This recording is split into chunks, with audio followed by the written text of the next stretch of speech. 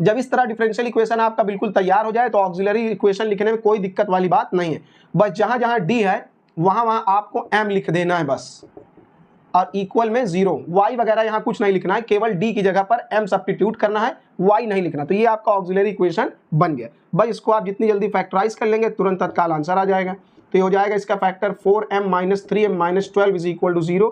फिर यहाँ से आप m कॉमन लेंगे तो m + 4, -3 कॉमन लेंगे तो m + 4 = 0।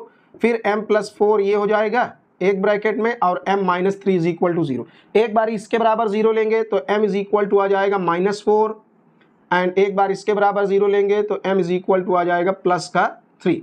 तो अब हम लोगों ने यहाँ पर सब्स्टिट्यूशन किया था x = e⁻z। z एक नया वेरिएबल इंट्रोड्यूस किया गया है, तो जो हम कॉम्प्लीमेंट्री फंक्शन लिखेंगे वो z के टर्म्स में ही लिखेंगे।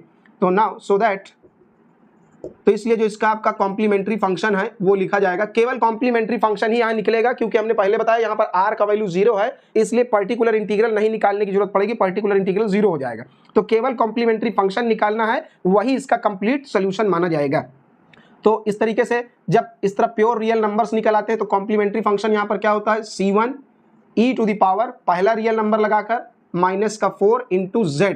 z क्यों लिख रहे हैं, क्योंकि z हमने ऊपर नया वेरिएबल इंट्रोड्यूस किया है, और प्लस c2 e⁻, यहाँ पर जो दूसरा रियल नंबर लिखा है वो इंटू में z।